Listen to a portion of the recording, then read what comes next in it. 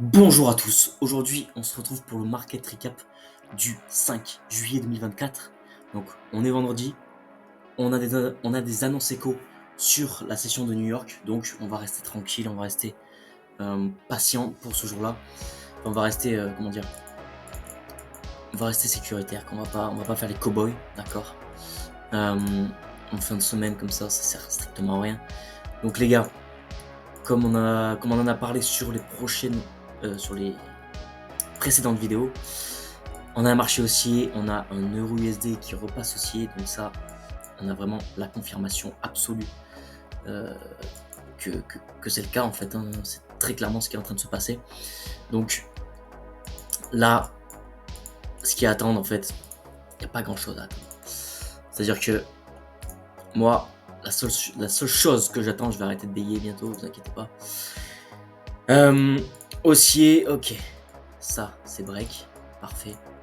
Ça, on n'a plus besoin. Ok. Voilà. Donc, on a cette belle leg qui a été créée à ce niveau-là, d'accord. Donc, qui a créé un nouveau plus haut, qui a cassé cette zone-là, qui a cassé cet order block unmitigate.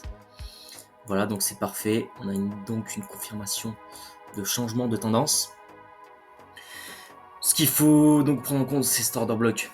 Très important, là on a vraiment énormément d'ordres qui ont été ouverts dans cette zone-là. Donc, il y a un fort potentiel qu'on vienne retracer à ce niveau-là. C'est peut-être pas maintenant, c'est sûrement pas cette semaine, mais peut-être durant la semaine prochaine ou les semaines qui arrivent. En tout cas, donc pour moi, voilà, vraiment les zones importantes, c'est celle-ci, donc une zone plutôt H1, voilà, avec un beau FVG, on va le marquer, sur plaisir. Voilà, un beau FVG donc, et la liquidité qui a été laissée en plus, donc c'est bien, c'est parfait. Et sinon, on a cet order block là aussi qui a délivré de l'imbalance, donc très intéressant aussi. On a des liquidités en dessous, donc on a de l'inducement à venir prendre.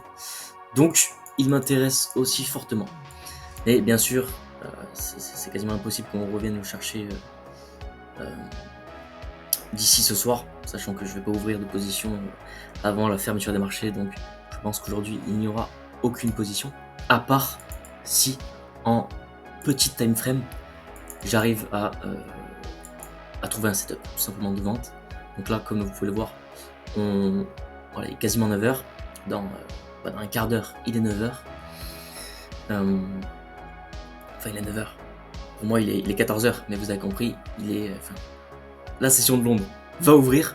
Donc là, on vient de prendre le high de la session asiatique, donc très intéressant. Et tout simplement, ce que j'attendrais pour un setup de vente, pour voilà, aller chercher un petit retracement, c'est... Donc attends, laissez-moi un petit peu analyser. Ça, en vrai de vrai, ça serait si on casse ça. Si on passe sous cette zone,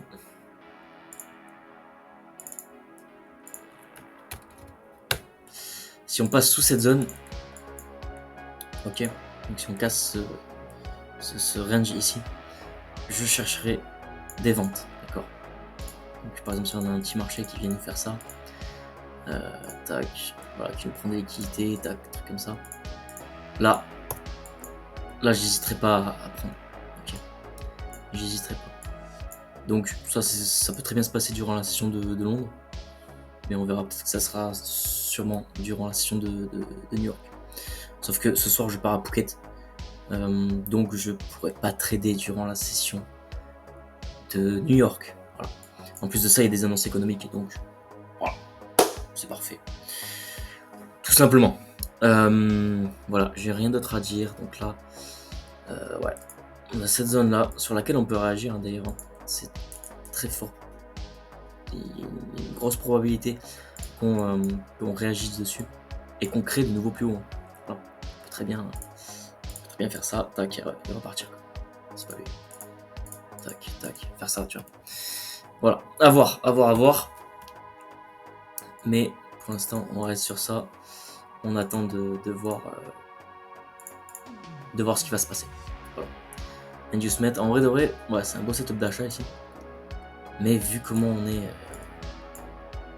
voilà, on est quand même bien haut sur le marché. On est quand même bien overextended. À voir, à voir. Mais franchement, en fait, il faut souvent reprendre de la, vous voyez, quand on est bloqué en lower time frame comme ça là tu te dis, waouh, génial, mon setup là, c'est sûr il passe et tout.